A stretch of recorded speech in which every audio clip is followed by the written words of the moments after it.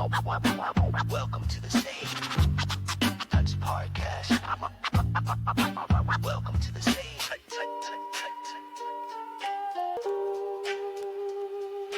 Tag team strikes, we connect through the pain.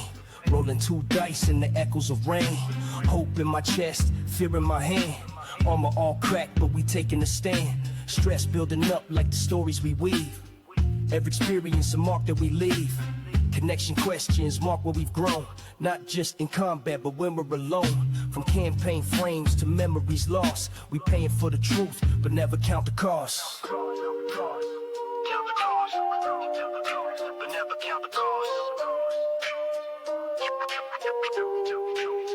This is Sage Touch.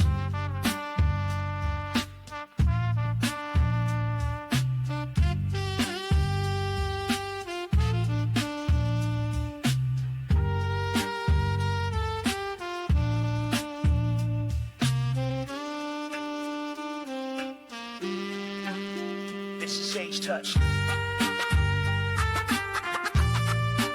Let the sage.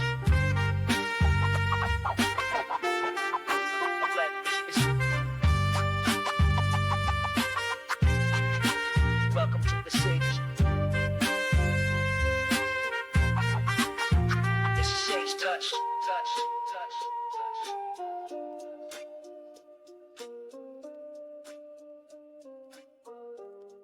Hey everyone, welcome back to the Sage Touched.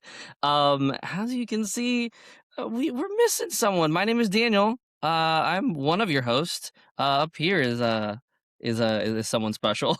Adam, I guess, Yeah. is me, probably. I'm the other one. Yeah. And up there is not who is normally here. AJ is not here. AJ got called into work because at the time of this recording, there is a snowstorm, and maybe it's currently going on when we post this. Hopefully not. But we do have a special guest, as the title of the video, Mike Underwood, because we're talking about the new supplement, Menagerie of Mayhem. Mike, for those who don't know who you are, you want to give yourself a little introduction of your background and who you are? Sure. So first, thanks for having me on. It's been fun watching the show and great to get to be here. My name is Mike Underwood. I use they and he pronouns. Before becoming a game designer, I was a fantasy and science fiction novelist and also have a background in games on an academic side. And so that gave me all of the skills to be able to multi-class into game design. And since then, I was a consultant and contributing writer to Candela Obscura, and most notably a additional designer on the Daggerheart core rulebook. I also worked on a couple of the adventures, the Quick Start Adventure and Marauders of Windfall. I was a co-writer of the Daggerheart homebrew kit, and I after that have been making resource videos about the game, right, sharing my kind of individual perspective on, opinions about, and kind of like ideas to be able to support people in playing Daggerheart and making Daggerheart compatible stuff. And right now I am working as lead designer on the Dungeons of Drakkenheim Daggerheart campaign guide, which was crowdfunded just recently. Yeah, which for those who haven't seen the episode, that was literally the last episode I went through, and it was, dare I say, a lot of information. Yeah. When we talked about literally taking everything from the core rulebook or the core book from D&D and bringing it over, there was a lot more than your average campaign frame. Yeah, right. And the process of building it was definitely different than other campaign frames that I've made before, because it was about trying to condense and recontextualize stuff that's already out there, right? There are people who have played Dungeons of Drakkenheim through like 3 or more times, right? They really live and breathe with it. And so the process for me was, and this was a lot of talking with the dungeon dudes, trying to figure out what was needed to capture the spirit of Dungeons of Drakkenheim without necessarily just doing like a one-to-one translation. And they and Ghostfire gave me a lot of latitude and support in that. So I think the frame is a great starting point, and then I'm building on it now. Yeah, I'm excited to see exactly what that book will look like, especially since it's been crowdfunded. I have my pre-order, and when it comes out, will definitely be something really interesting, especially as a full third-party book. Not to say that the other ones aren't full, but this I expect that to be much larger. So yeah. I But don't know if you mentioned it earlier, Mike, but you were the lead designer on, I think, Daniel's maybe favorite or top 2, at least, I think it's top campaign 2 frames now. of Five Banners Burning. It's Yeah. it is for me. I think Um, it's top 2. I don't know. Colossus So is an interesting one that I still haven't fully run. But yeah. yeah, Colossus. I love a lot of things about Colossus. I did get to run it for a little bit during playtesting, and I want to go back and play more. But yes, as Adam said, I was the principal designer of the campaign frame Five Banners Burning, and I was one of the designers on Colossus of the Drylands, 2 of the campaign frames in the Daggerheart core book. But that's not what we're here to talk about. No, we're here. Because we've covered those topics in the last couple of episodes of Sage Touched anyway. Today, though, as the last week at the time of this recording, or really just this past week, Mike, you released a new supplement, a kind of third-party addendum to, or called Menagerie of Mayhem. We've seen the incredible creatures and all the extra adversaries that we've seen there. I think you actually worked on some of the adversaries on incredible creatures, if I remember seeing some of the credits before. But yeah, what is Menagerie of Mayhem? Yeah, so basically after I stopped working on the Daggerheart core book, I knew that I wanted to keep creating for the game. And once the game was out and, the community gaming license was established and, other things got sorted, I started making resource videos, kind of sharing, hey, this is my personal perspective on the game, right? And just like I give that disclaimer in those videos, right? In anything like this appearance, I'm speaking for myself and not for anybody on the Darrington team. But I do have, right, kind of a lot of opinions about what makes good adversary design for Daggerheart. And I've tried to share that as best I can and articulate it in a way that I'm hoping makes designing and improvising adversaries easier for players. What that has meant is, as I've done streams, I've been making adversaries because I do a lot of kind of sharing and talking through my process. And so over a few streams, I started building up a list of Daggerheart compatible adversaries just in a big Word doc. And every so often I would go back and add some more. And it reached the point where it was big enough to start thinking about publication. And I had already been working on a new campaign frame called Bastion of Hope, which is from a setting that I created actually a few years ago before I worked on Daggerheart. But then some production logistics stuff made some delays there. And so I switched focus over to Menagerie and reached the point where I knew that I could put out a short book, or I could wait another year of adding a few adversaries here and there and then put out a bigger book much later on. But what I was hearing from people in YouTube comments on Reddit and elsewhere is just a great hunger for more adversaries to use with the Daggerheart rules. And so I decided to kind of reinterpret it as a series of short adversary books, right? Where this book has 35 new adversaries, and then I might expect to do 3 or so more books that are about that size, and then think about combining them into one larger volume that would then go into print. And what I got to do there is not have to be building the core foundation of Daggerheart, right? Working on the core book, the design goals, as I kind of think about them individually, we're in a particular direction. Creating a supplement, I don't have to lay the foundation. I can build the cool, weird stuff on top of it.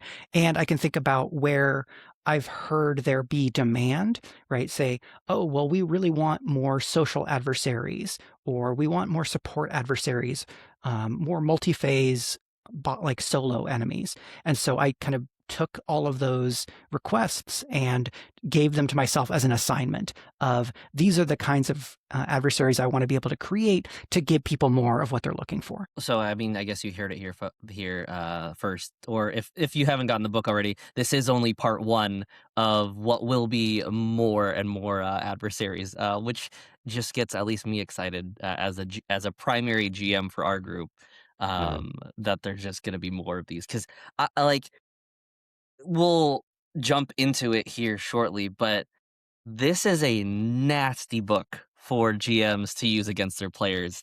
And Adam and I were talking before.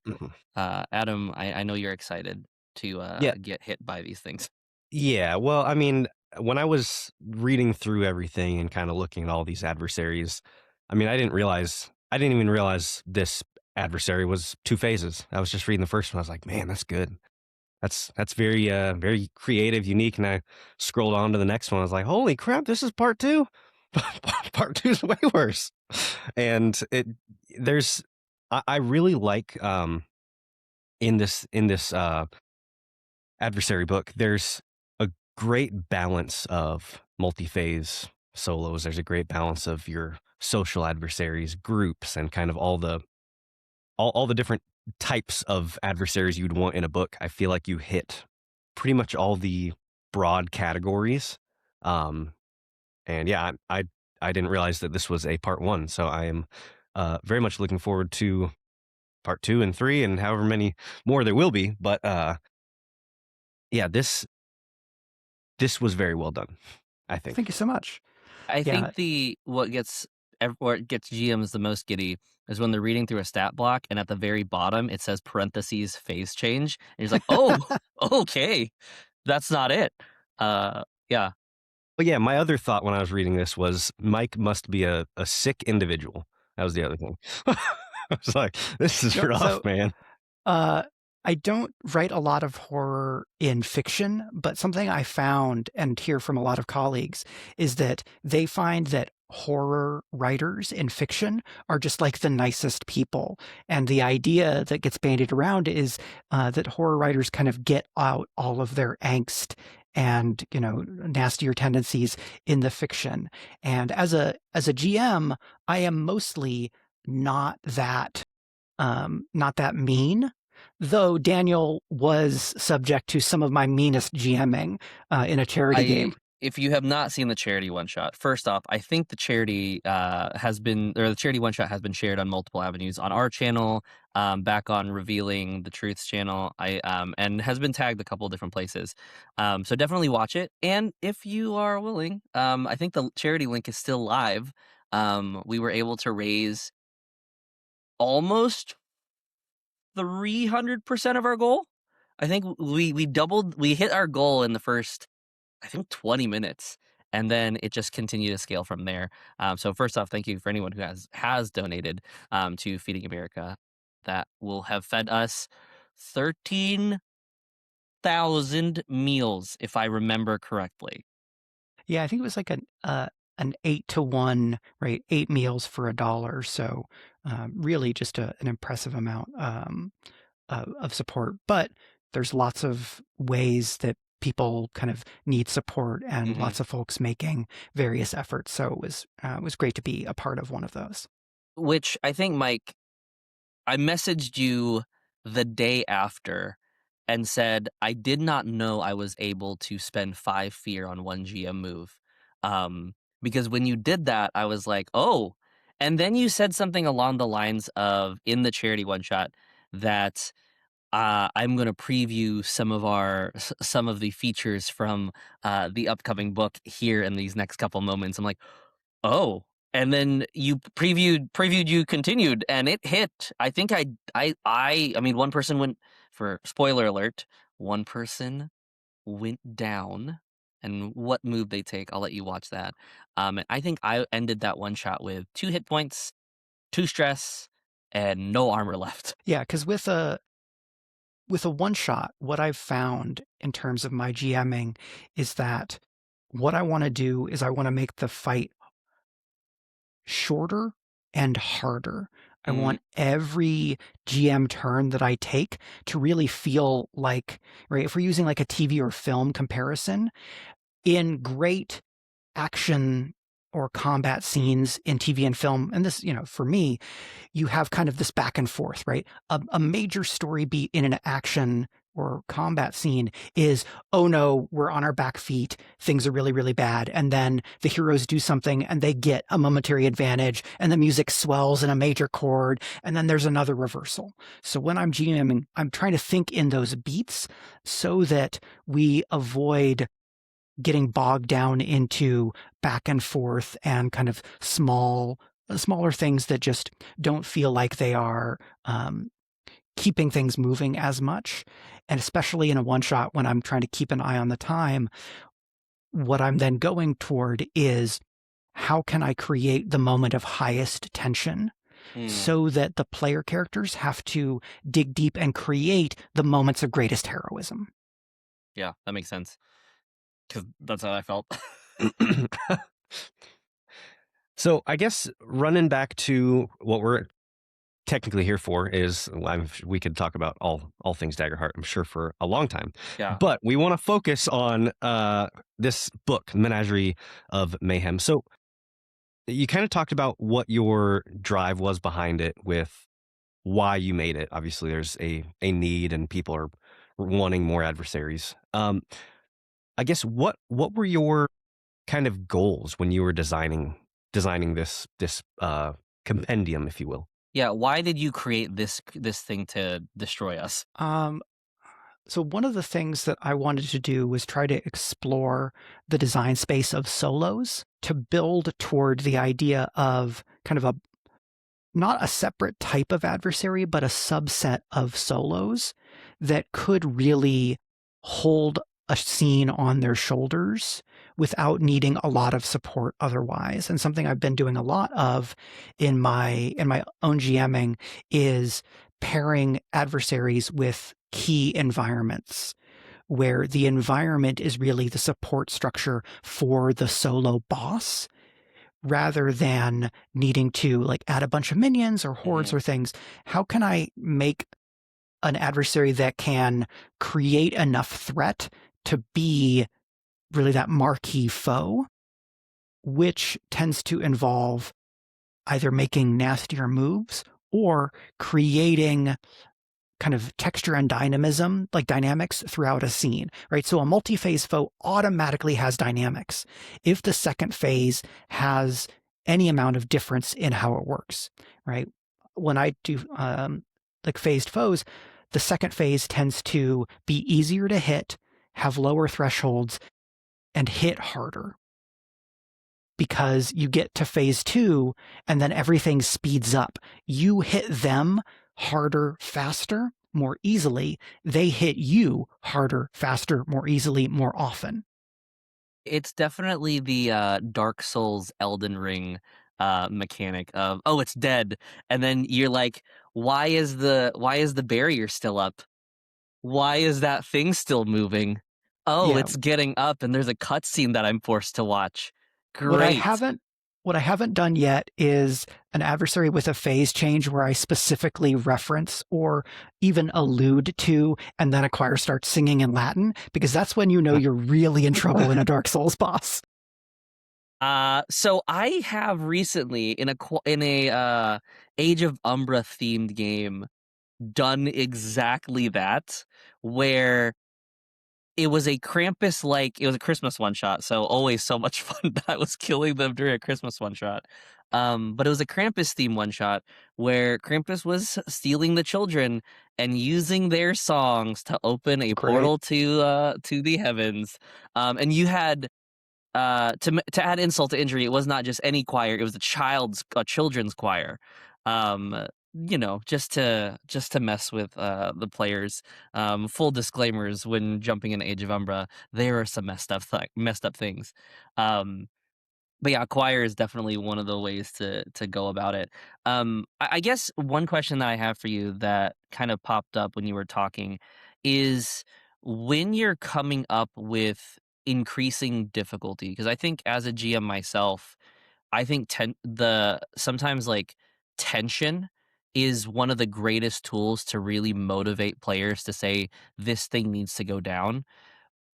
What do you find as making something deadly? Because I think it's easy as a GM when people are designing that the easiest thing to make something more deadly is give it bigger numbers. How do you increase tension, increase that deadly factor without it just being more numbers? Yeah, that's a great question. And I think I've taken a few different approaches in that are manifest in this book and then kind of in how I approach things more generally. Right. One of the dials you can turn, either if you're improvising or designing adversaries, is you can take what you have, right? If you're reskinning, especially, okay, I'm going to take this adversary that already exists. Okay, this adversary has momentum, which means every time they make a successful attack, the GM gains a fear.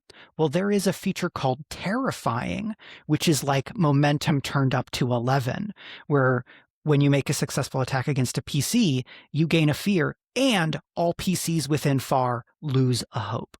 So you can take an existing feature and you can make it worse, right? Worse for the player characters. And there are ways of doing that that are not necessarily just the damage number goes up. Another thing that I've done, and this showed up in that one shot, is change the normal rhythm or structure of how features work. So the second form of the young thorn dragon has a feature called Merciless Gouge. Make an attack against a vulnerable target within very close. Twice per scene on a success, so there's a limitation to it. Spend 2 fear to force the target to mark 3 hit points. Armor may not be used against this damage. That last sentence is just clarity text, because if an adversary says you just have to mark HP, that's not damage. Yeah. Right. And so I've changed I'm not using the normal rules. I'm not saying on a success you do this much damage. I go, on a success, you have to mark HP, right? Armor just does not matter. You can't use Seraph Prayer Dice. You can't use a Rune Ward. All of these other design elements that characters and players are used to being able to call upon are not available. And so when you change the rules on the players, when you kind of pull the rug out from under them, that is going to tell them this is not just any normal fight. And part of what I love about Daggerheart is that you can create some structure to communicate to players, hey, I know I'm not being fair here. I spent 2 fear to do this, and I had to hit, and you had to have the vulnerable condition. So it's a really conditional feature with a big cost, but then it has a huge impact. Yeah, and I think as a GM too, anytime you take a feature away from a player, um, and really kind of just the general relationship between GM and player is asymmetrical, which I think is one thing I really like about Daggerheart makes the GM still roll a d20 while the players are rolling a d12. And I think Mike, maybe you and I can agree. Adam, your dice are the worst, so I'm not really worried about you most of the time. But as a GM, I feel that players in Daggerheart do hit pretty hard and pretty often because of the asymmetry. So as a GM, we have to use that more swingy nature to even the odds, and not in a fair way, but I would say equitable way. Yeah, and right, because the GM's dice are swingy, I'll roll an attack, and just about every time I have crit, I see that the crit has happened, and I go, oh no, right? Because I'm worried about the characters, right? Because I am a fan of the characters, and I want to be a fan of the players, but it is my job to be the baddie, right? I am the jobber in this case, right? Are either of you professional wrestling fans? Not as much anymore, but back in the day, I was a really big Rey Mysterio fan with when everyone Really? was still back. Yeah, I loved Rey Mysterio, 619 every day. Yeah, so I learned enough about pro wrestling to hold on to some things. And one of the things I think about the most in GMing is kayfabe, right? That I am maintaining the illusion that I'm the bad guy, but I, Mike, am on the player's side in all of us telling a story together that we are excited about and that, helps us get through hard days or strengthens our friendships, right? I don't come to a session to kill player characters. Mhm. I come to a session to create situations that get people excited and help people have those big swings of emotion from terror through joy and ecstasy. And having moves where I can pick my shots and say, okay, in this moment, I'm going to go especially hard, because if my dice are really swingy and I land a hit, I want to make it count. I will say, from a player perspective, one of the things that I really like about Daggerheart right now is that I don't know everything. Sure. Like in D&D, oh, it's a ghost. Okay, so I'm assuming it's probably going to at least have some like resistance or something to non-magical weapons. So obviously you make decisions based on that. Oh, it's a frost giant.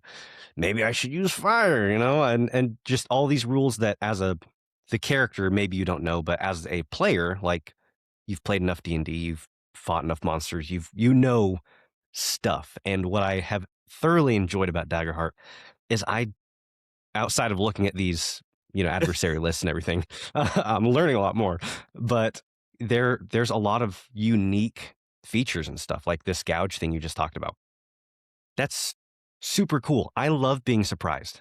I love it when the GM takes a turn and then they're like, and I'm going to take another turn. It's like, oh, okay. And I'm actually going to spend another fear and take another turn. It's like, oh my God. And like that, just not necessarily having like a pinpoint knowledge of what exactly is going to happen. It helps with the immersion of being a character, because my character has no idea. He's never fought one of these things before. So like, I also don't know exactly the extent of what this adversary is going to be capable of doing. Yeah, and something that I try to do when I'm writing features, especially in the naming of features, right? When I'm naming features for adversaries and environments to a certain extent, but it's a little different, between one and the other. I'm going to try to achieve one of two things when I'm naming features. I either want to make a like some kind of joke or reference, or I want to give and this, like the latter is actually the thing I want to do more often, honestly, is give the GM something evocative as fuel, so that when they're describing the feature, they have a little bit of that inspiration, right? This is not just, powerful bite, right? This is a merciless gouge, because this adversary's subtitle is snarling sadist, right? So there's a lot of trying to figure out how to add flavor as concisely as possible, because the GMs, like the adversary stat blocks, kind of following custom from core, don't come with like several paragraphs of flavor. Right? A lot of the adversary design, as I think about it, is very like flexible and utilitarian. It is, here is an archetype of an adversary that you can adjust or recontextualize into your world, because we want you and your table to build the world together. And so, right, a lot of the adversaries in core I think of as kind of archetypal or iconic, so that you then adjust them. But they can still have some of those little nice bits of flavor in the motives and tactics, or in how the features are named. I think with naming conventions, I don't know about anyone else. I know, Adam, you have not yet GM'd, but for me, I know naming tactics. I always go with what other medias and inspirations have I heard. The amount of anime signature moves that I'll throw in, or Magic the Gathering cards that have felt horrible to play against at the table.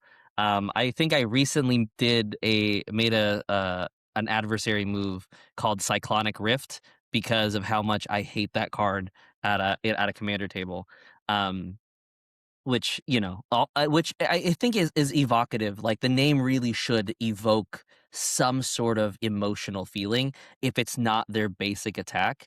And if they're supposed to be really deadly, their basic attack should feel scary. Yeah, and there's a bunch of different little places where you can, right? If you're prepping an adversary ahead of time, or if you have a designer that's made something for you, right? You're leaving a little presence for the GM of the future, or for yourself in the future. Because one of the bits of advice that I give to GMs, and something that I try to put into my adversary design, is to treat the motives and tactics line as a secret source for additional moves to use with that adversary, where they have the written out features, but you might be able to pull something out of motives and tactics that's just right in the moment, especially as you feel more comfortable with the game, so that you can kind of just get more out of the same amount of adversary. And then sometimes, I'll write out a feature, and then I don't actually want to use this, but I want to convey the flavor of it for the adversary. So it might end up in tactics as something that's like, I'm just going to gesture toward that. You can use it or not at your leisure. Yeah, and I think with the adversary design, something that I've noticed, I don't know if you've used this in your games, but I did notice something when you went to the oh man, what was it? The low level seraph, I think is what it's called, or Junior. Junior Seraph? the junior seraph. Is it junior seraph? Yeah. Um, and I think one thing that I noticed immediately from the core book, not to say that the core book's bad at all, is the seraph is a tier 4 adversary, which makes sense in most cases. You fighting angels is probably not something that should be easily doable, but having something for a campaign, especially in a campaign setting that maybe you are fighting in the hells versus the heavens, having smaller versions. And I noticed that the junior seraph really felt like it still maintained that core aspect of what a seraph is, even from what the core rulebook shows as, but at a smaller scale at tier 2. With that, I guess the question that I have is what makes a adversary a specific tier outside of just maybe the numbers, thresholds, the averages, and whatnot? Yeah, probably the best framing that I can give, that I think is the most useful, is to think about the scale of obstacle or conflict that the adversary is likely to be involved in, right? There's a tier 1 social adversary in this book that is called the busybody, right?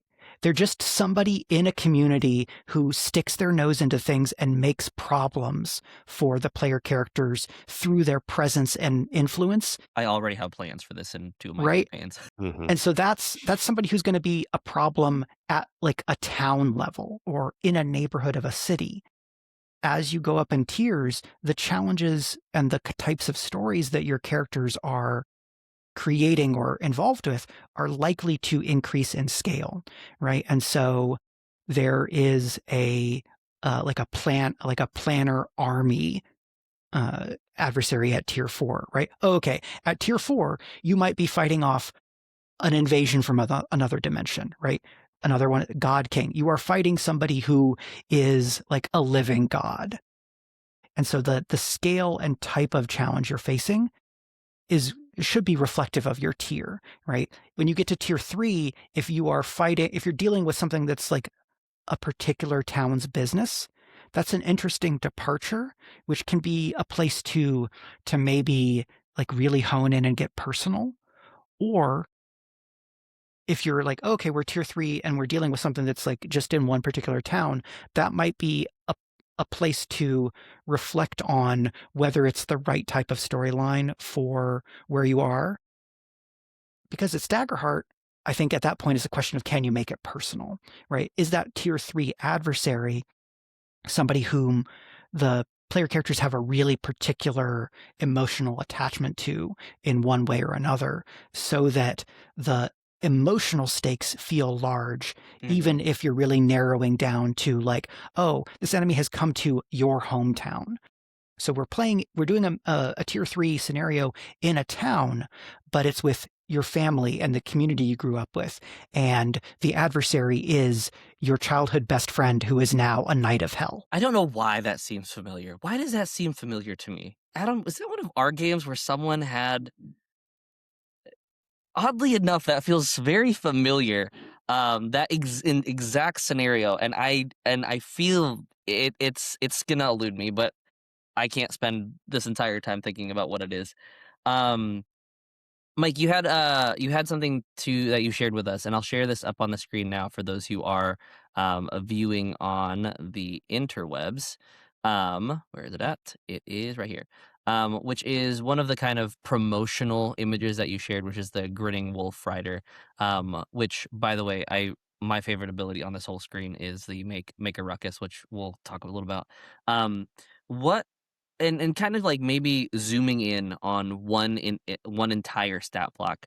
What do you feel like was your process, but also like what about this do you feel like it really nailed the design mechanics really well? Um, and then we'll Yeah, chime in here so and there. this adversary and the Grinning Legion comes from the art that we see here by Tania Herrero. Tania is an amazing artist and was very generous in making a stock art collection available.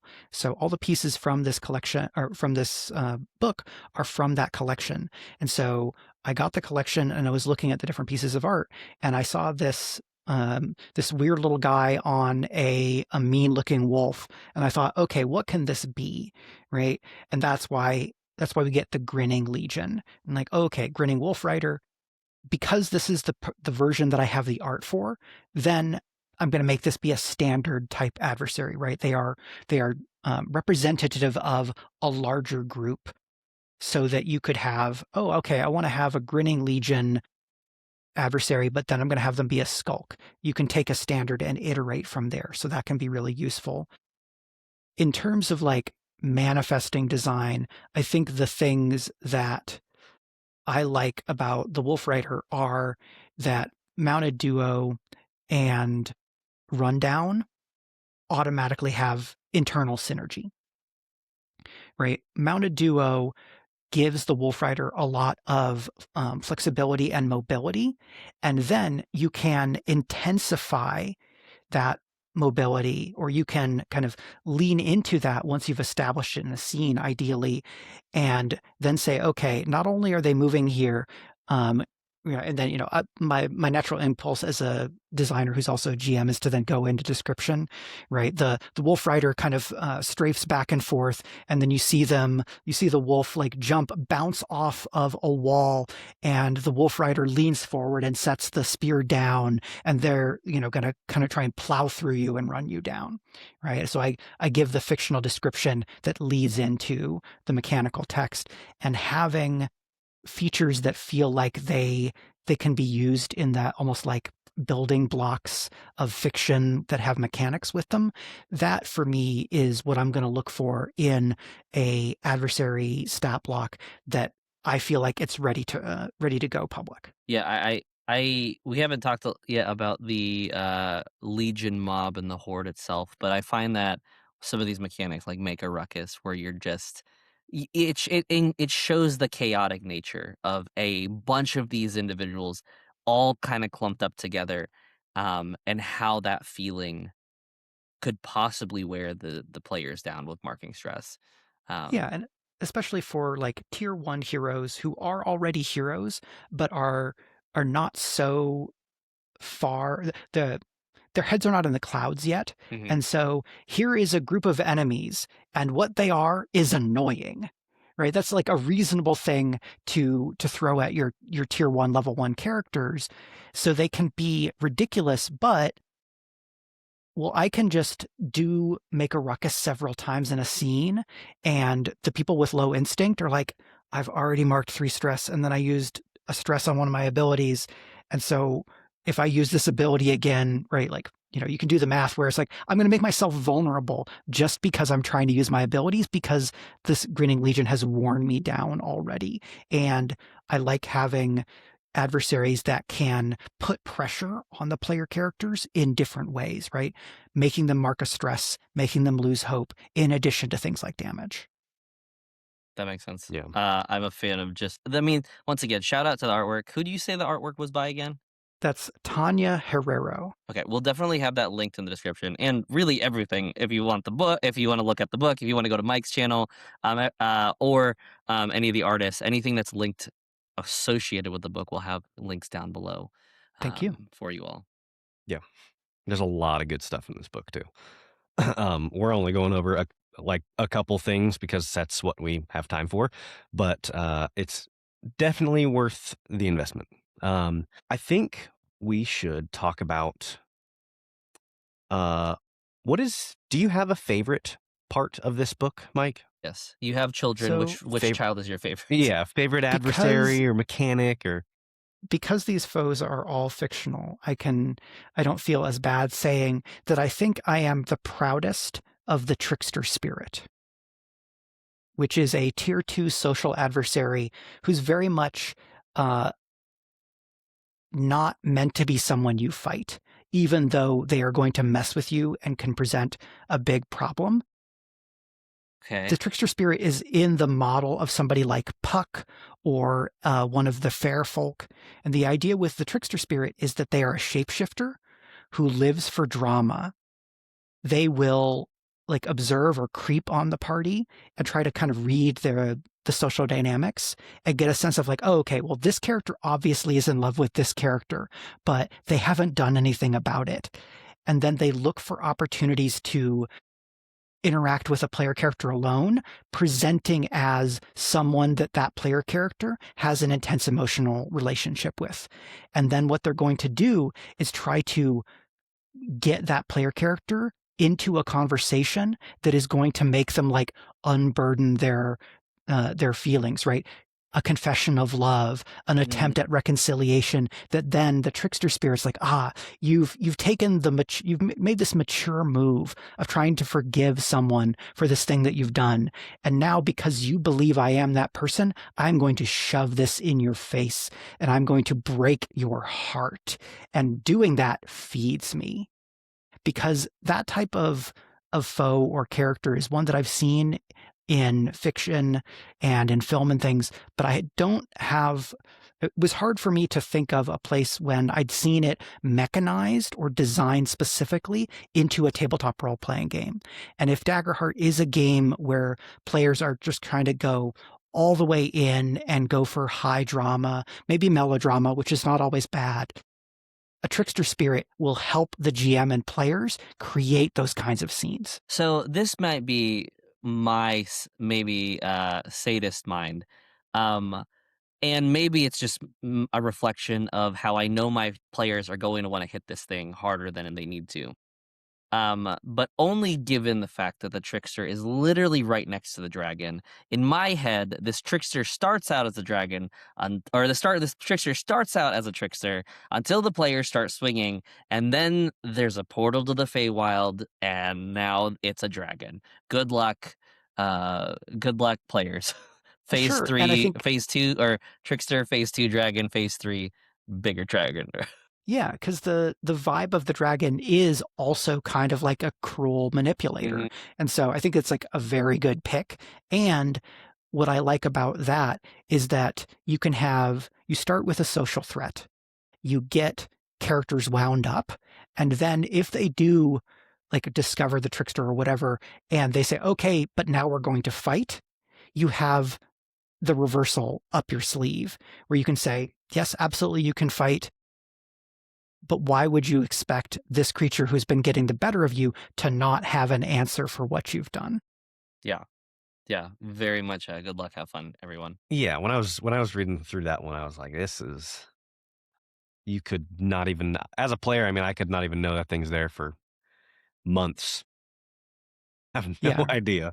Right, because there's definitely going to be times using the trickster spirit where you need the players to be with you on the same page and be like, hey, you, the player, know that Susan's player character is, in another town, but your character doesn't. And we're all going to be able to make an amazing scene if you as a player buy in to believing that the person here is Susan's player character, right? And I think that ask of players is something that I feel is very much in keeping with what Daggerheart is set up to do. And so this is just a way to go even farther with that, I hope. Yeah. So just looking at here, and I'm going to ask the question over to Adam, but as I was kind of doing my own search, since you said Tanya's stuff was free stock, I started looking at it. And somehow, Adam and I were talking about this, it's our favorite adversaries are showed on this image here that I will share with you all, maybe here, which is all art that's in the book that Tania Herrero has made, which is frightening to say the least. And it just so happens that both of our favorite adversaries are on this. Adam, of these 8 images here, you spoke. What was your favorite adversary in the book?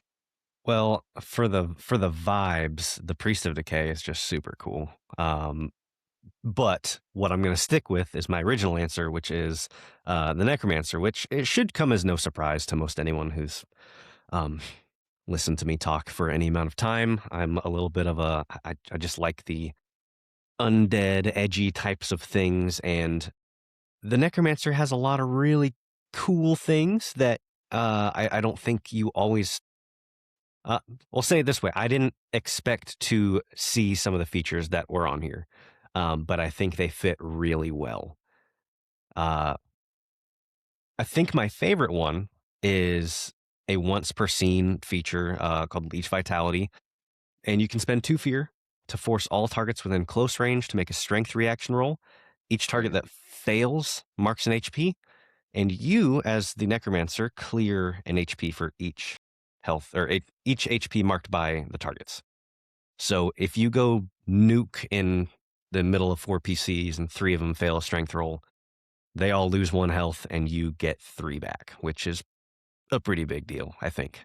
Which I think for parties that I'm usually with, there's usually the one strength person, and Mhm. everyone else has a pretty low or medium strength. So this is lightly going to do some stuff.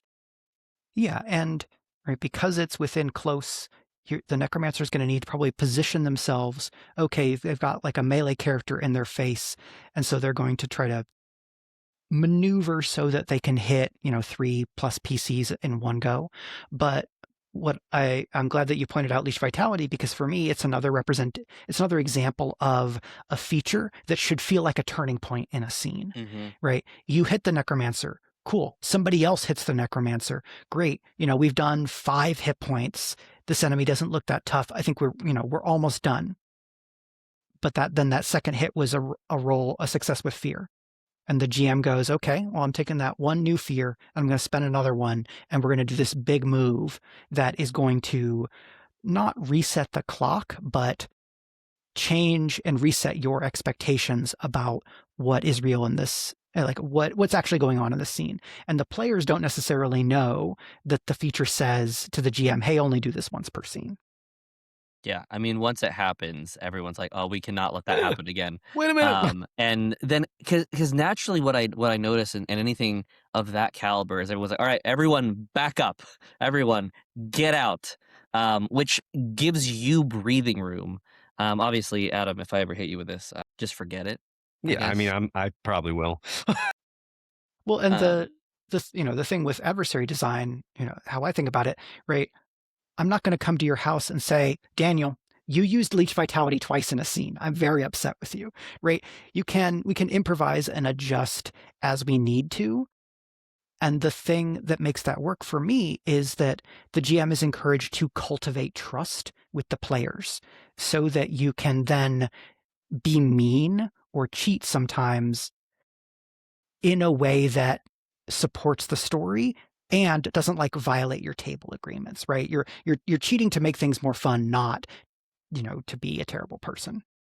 Yeah, and if it makes sense with the story, if you're fighting this Necromancer in some like deep undead den of evil or something, like in a place where it would make sense that he would have more access to like power and be able to do these big moves more often.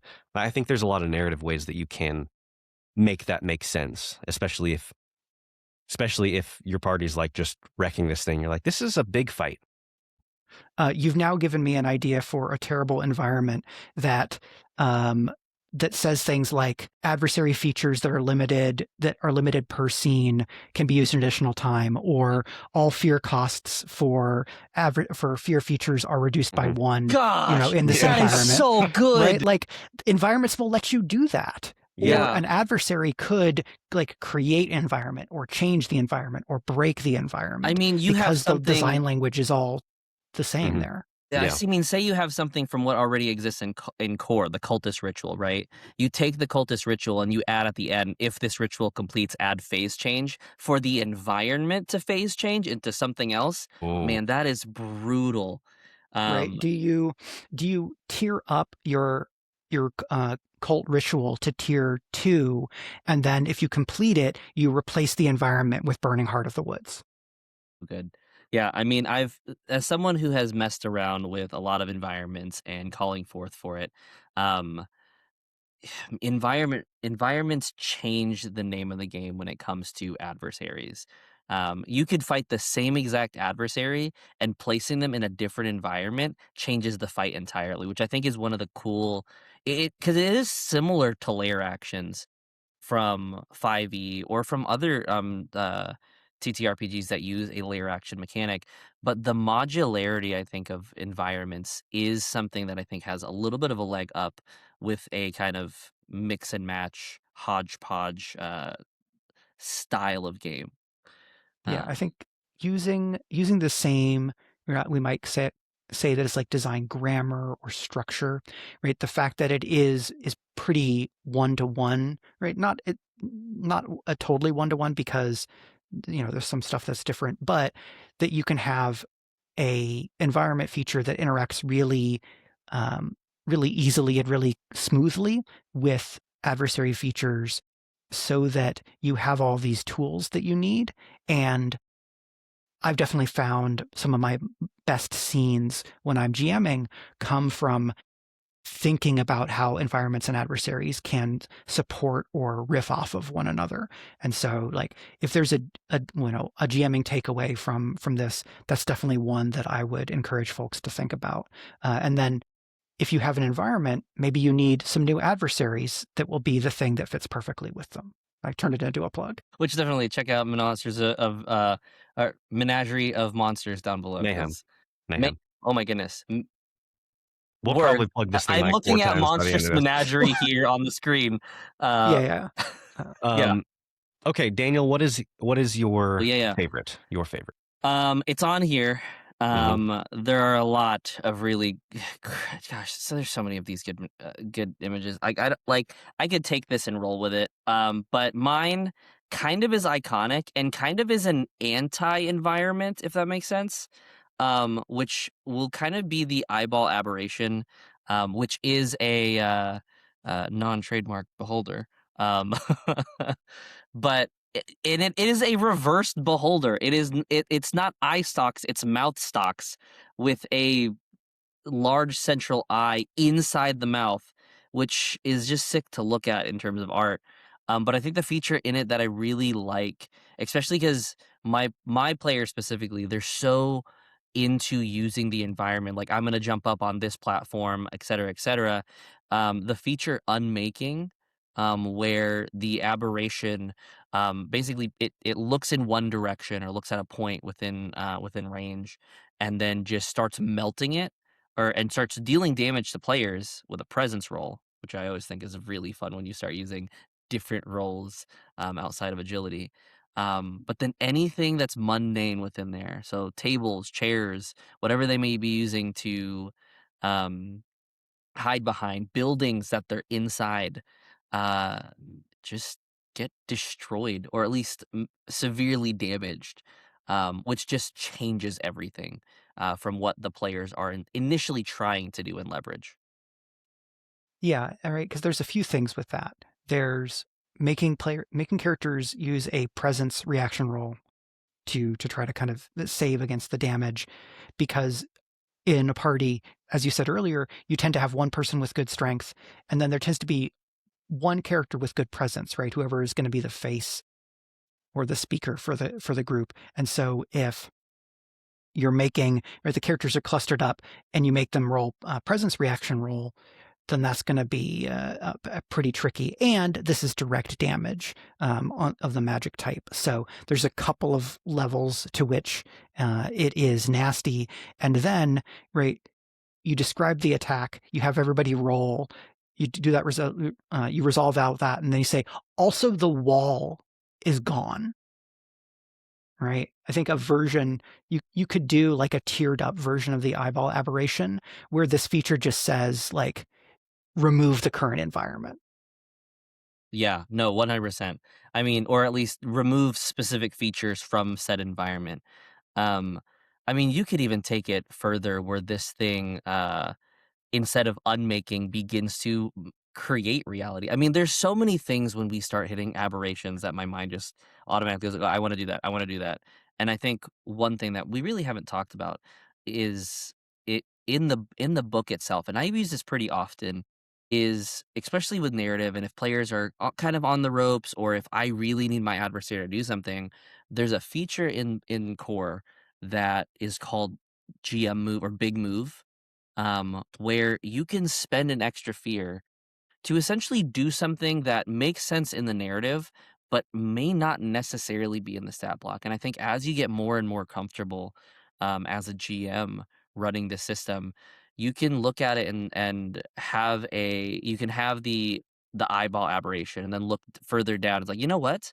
I want to use a feature from this extraplanar this army, and I'm just going to grab this feature, and now I'm going to create minions. And it changes the tone when you're using these big moves, and really makes the adversary itself feel unique, I think. Yeah, because for me, my philosophy of design and GMing is that the stat blocks are the the comparison that comes to mind is from martial arts and fencing. So apologies to folks in the audience who don't have this background. So in Western martial arts, like historical fencing, a lot of the masters talk about specific guards, not as places that you sit, but as transition points that you move through, right? This guard will let you parry, but you don't go like this and then just stay there, right? With the blade anchored in one place. It does a particular thing, and you can get here from somewhere else. The stat blocks for adversaries and environments are something that you can take as a starting point, or you can draw from over here, draw from over there, smush them together. For the charity game, I basically combined the two phases of the dragon and picked and chose the different features that I wanted, just kind of in the moment.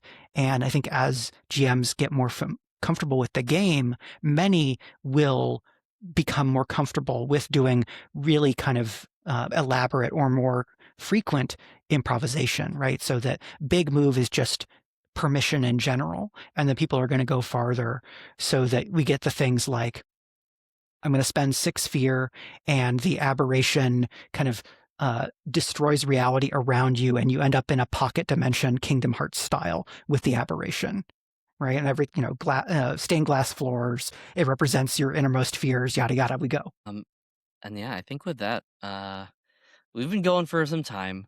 We can probably go forever. And we only talked really about maybe 4 adversaries in the book, 5, give or take.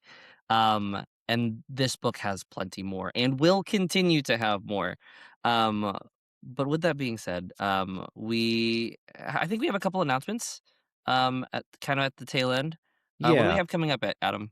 So coming up for Sage Touched, we are going to be getting into some class guides. Oh, Yeah, those are what they sound like they will be, class Yeah. guides. So I So think our first episode is Druid.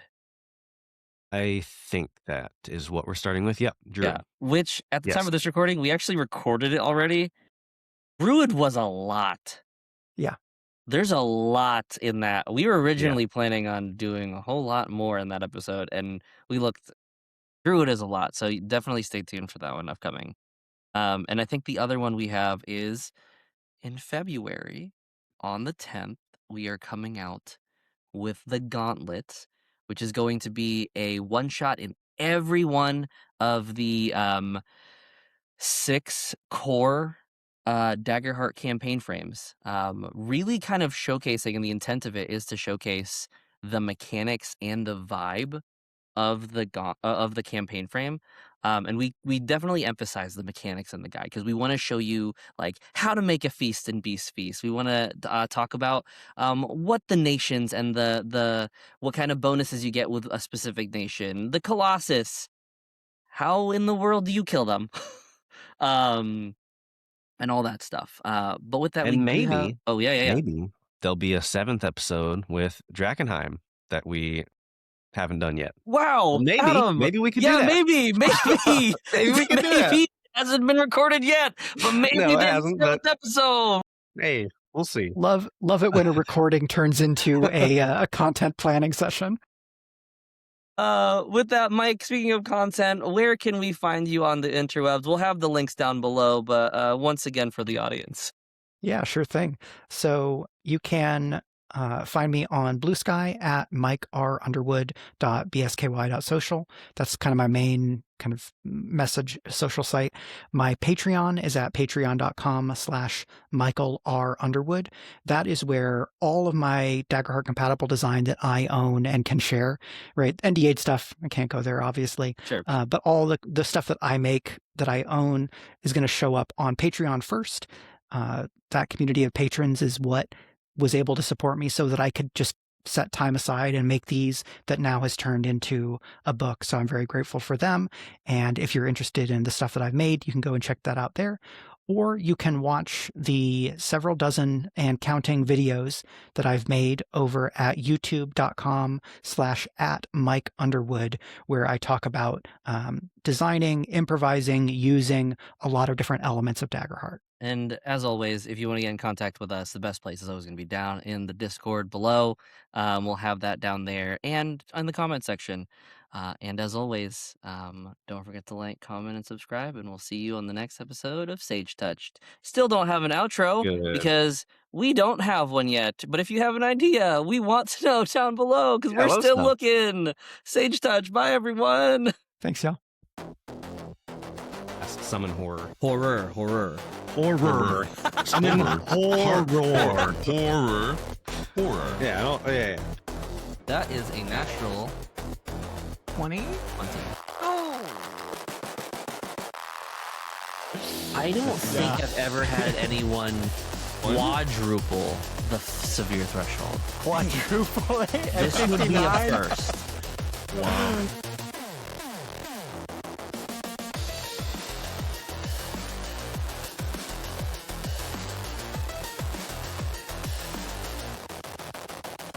Yeah, so Chuck is gonna wave in its face and just be like, duh, look at me, I smell like bacon, and I'm gonna try to chase it away. And I'm gonna use It's all fun and games, but we got you. Beforehand. Bugs love bacon.